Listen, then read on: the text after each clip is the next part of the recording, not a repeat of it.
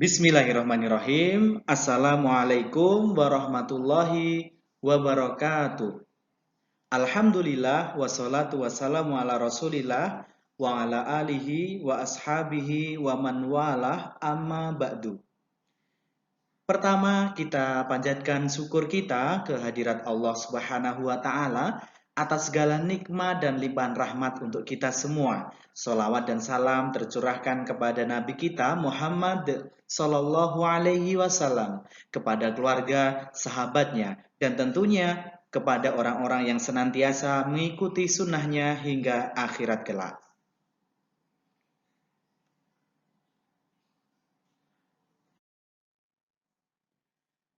Anak-anakku yang semoga dirahmati oleh Allah Subhanahu wa taala, hari ini kita kembali belajar. Mudah-mudahan belajar kita kali ini dalam suasana yang gembira, suasana yang terbuka, suasana yang menyenangkan, sehingga apa yang akan kita pelajari bisa masuk di hati kita dengan mudah. Amin ya Rabbal Alamin.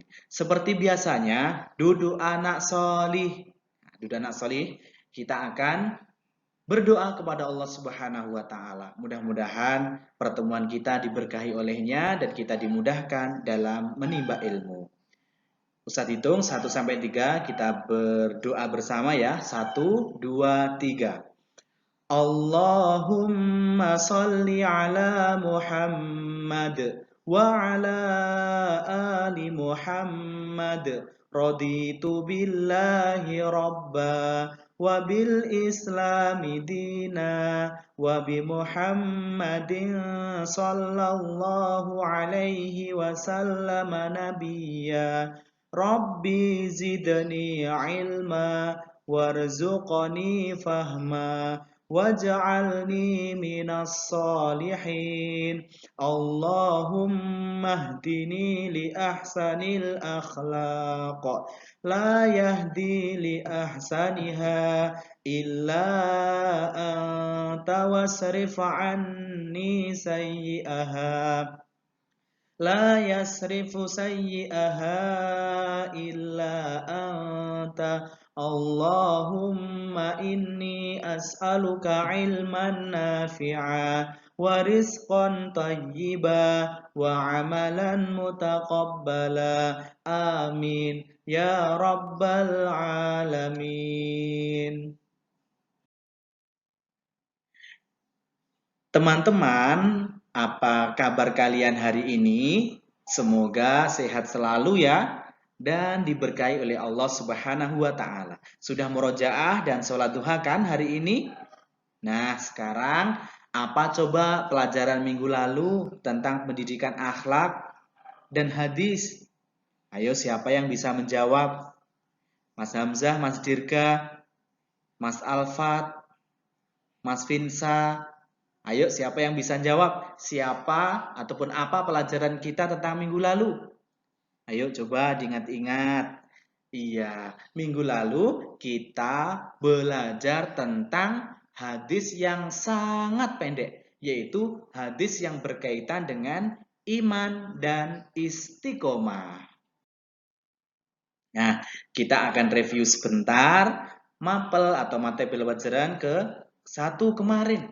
Nah, di antara ilmu pokoknya adalah para sahabat sangat semangat dalam mencari ilmu. Hal ini dibuktikan dengan semangatnya mereka dalam bertanya kepada Rasulullah Shallallahu Alaihi Wasallam. Kemudian Sufyan bin Abdillah As-Saqafi mungkin saja bertanya kepada sahabat lainnya dalam masalah ilmu, dan di antara mereka juga bisa berfatwa. Tapi karena dianggap pentingnya masalah ini, maka Sufyan bin Abdillah bertanya kepada Rasulullah dan Rasul yang diharapkan bisa menjawabnya langsung. Dan yang ketiga adalah Sufyan bin Abdillah As-Saqafi menanyakan perkara yang penting karena tidak sudah cukup tanpa perlu ditanyakan kepada selain Nabi Shallallahu Alaihi Wasallam. Sehingga dari poin ketiga ini bisa kita ambil kesimpulan bahwa ketika kita ingin bertanya, kita harus bertanya sesuatu itu pada ahlinya. Jangan sampai kita bertanya kepada orang yang bukan ahlinya. Misalnya Ustadz ditanya matematika, tidak bisa seperti itu. Maka kita harus bertanya kepada ahlinya. Dan yang keempat adalah Di antara jawami'ul kalim, yaitu kalimat yang ringkas namun syarat makna atau maknanya sangat luar biasa, adalah aku beriman kepada Allah, kemudian beristiqomahlah. Itulah materi yang kita pelajari pada pertemuan yang lalu. Nah, hari ini kita akan belajar tentang materi baru kita, yaitu setelah iman dan istiqomah kita akan belajar tentang halawatul iman atau manisnya iman. Nah, kita baca dulu hadisnya ya. Silahkan dibuka bukunya halaman 11. Silahkan dilihat ya. An Anasin radhiyallahu anhu anin nabiyyi sallallahu alaihi wasallam qala salasun man kunna fihi wajada bihinna halawatal iman man kana Allahu wa rasuluhu ahabba ilaihi mimma siwahuma wa ayyuhibbal mar'a la yuhibbuhu illa lillah wa ayyakraha ayyauda fil kufri ba'da an anqadahu Allahu minhu kama yakrahu ayyukdafa finnar. Sekali lagi ya, kita baca matanya. Salasun man kunna fihi wajada bihinna halawatal imani man kana Allahu wa rasuluhu ahabba ilaihi mimma siwahuma wa ayyuhibbal mar'a la yuhibbuhu illa lillah wa ayyakraha ayyauda fil kufri ba'da an anqadahu Allahu minhu kama yakrahu ayyuqdafa finnar. Saya baca artinya. Dari Anas radhiyallahu anhu dari Nabi Shallallahu alaihi wasallam bersabda, 3 perkara yang barang siapa ada pada diri seseorang, niscaya dia akan merasakan manisnya iman. 3 perkara tersebut adalah 1. Barang siapa yang Allah dan Rasulnya lebih ia cintai dari keduanya. 2. Jika ia mencintai seseorang, tidaklah dia mencintainya kecuali karena Allah. Kemudian ia membenci kekafiran karena Allah Subhanahu wa ta'ala. Kemudian juga Allah Subhanahu wa ta'ala kembali kepada ataupun ia benci untuk kembali kepada kekafiran setelah Allah menyelamatkannya darinya, sebagaimana ia benci untuk dilempar ke dalam api neraka. Ya, bisa dilihat di halaman 11. Hadis riwayat Imam Bukhari dan Imam Muslim.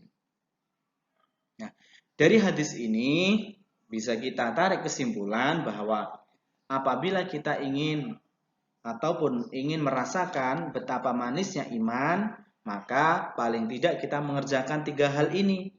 Ya, jadi 3 hal ini kita kerjakan agar kita bisa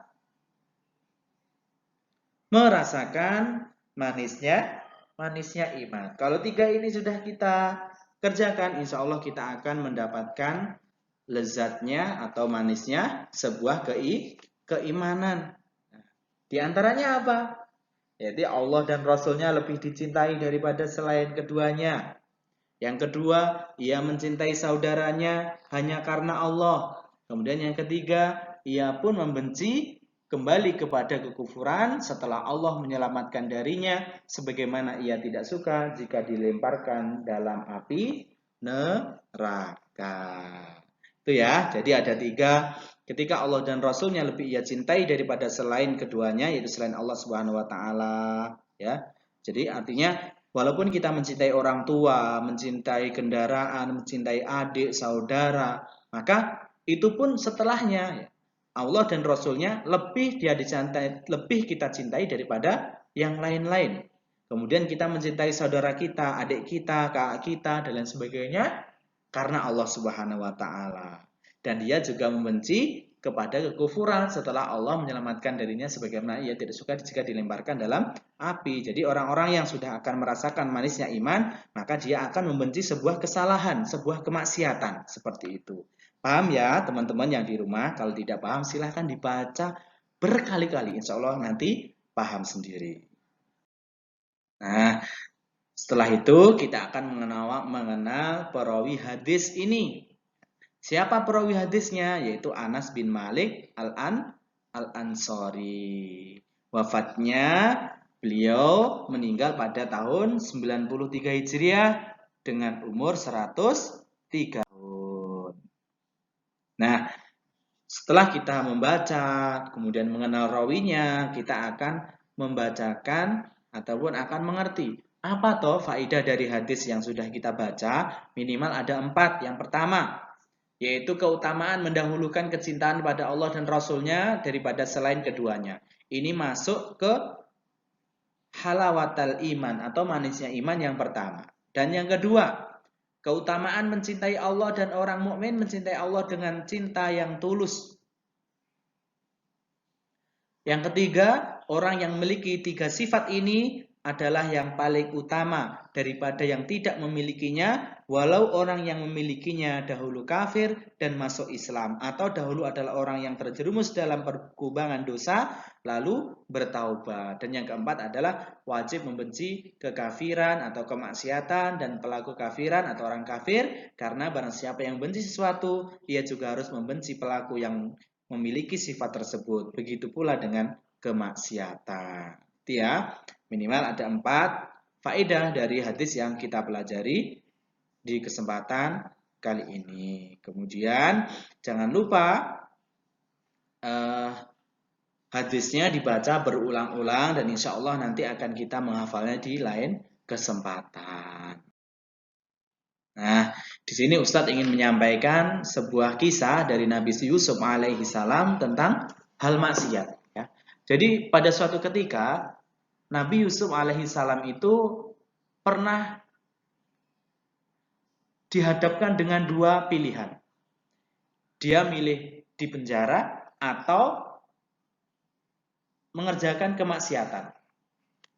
Nah, oleh karena itu Nabi Yusuf alaihissalam memilih di penjara daripada harus menjalankan kemaksiatan. Nah, inilah bentuk-bentuk perilaku yang akan mengantarkan ataupun yang akan menggambarkan bahwa seseorang itu benar-benar merasakan manisnya sebuah keimanan. Dia akan mendahulukan ridho Allah Subhanahu wa taala daripada ridho manusia.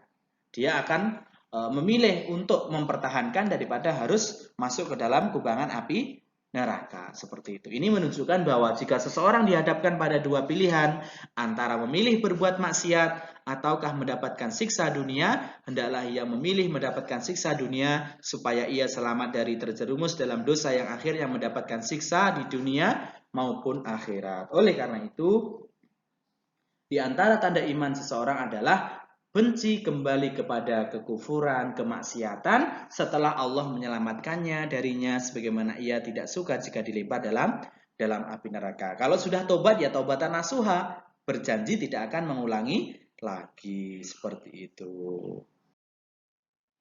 Nah, insya Allah pelajaran kita berakhir sampai di sini. Ustadz mendoakan mudah-mudahan kalian semuanya termasuk orang-orang yang solih, orang-orang yang akan merasakan manisnya iman, artinya yaitu lebih mencintai Allah dan Rasulnya daripada selainnya, lebih mendahulukan Allah dan Rasulnya daripada selainnya, kemudian mencintai saudaranya karena Allah, membenci pun karena Allah, kemudian yang ketiga, membenci untuk kembali berbuat kemaksiatan setelah tahu bahwa itu adalah sebuah kemaksiatan. Itu ya teman-teman yang berbahagia, demikian apa yang dapat Ustadz sampaikan. Mudah-mudahan pertemuan kita bisa bermanfaat. Allahumma amin. Insya Allah kita akan bertemu di waktu yang akan datang.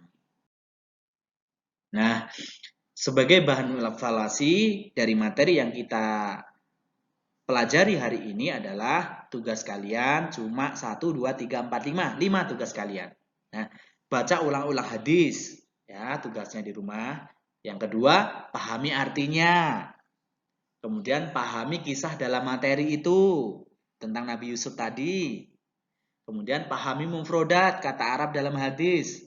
Di halaman 11 ada hadis paling atas, kemudian ada arti. Nah, yang kedua ada makna kalimat itu. Silahkan itu dipahami kata mufrodatnya. Dan yang terakhir, tugas kalian adalah mengerjakan halaman 13 dan 15 ataupun 13 sampai dengan 15 di buku tulis kalian. Terima kasih, mudah-mudahan kalian dimudahkan dalam memahaminya. Dan kami sampaikan terima kasih banyak atas waktu yang sudah disempatkan.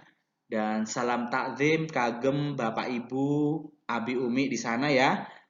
Ustadz ngaturaken matur sembah nuwun sanget, mugi-mugi pahala mengalir untuk para orang tua yang selama ini sudah sabar menghadapi pandemi 19 ini, dan mudah-mudahan segeralah pandemi ini berakhir dan kita bisa bersua kembali di madrasah kita tercinta ini. Allahumma amin.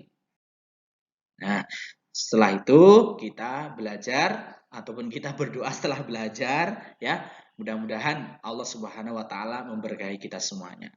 Silahkan berdoa sendiri ya. Ustaz dengarkan dari sini. Ustaz hitung 1 sampai 3, silahkan berdoa. 1, 2, 3. Silahkan dipaus.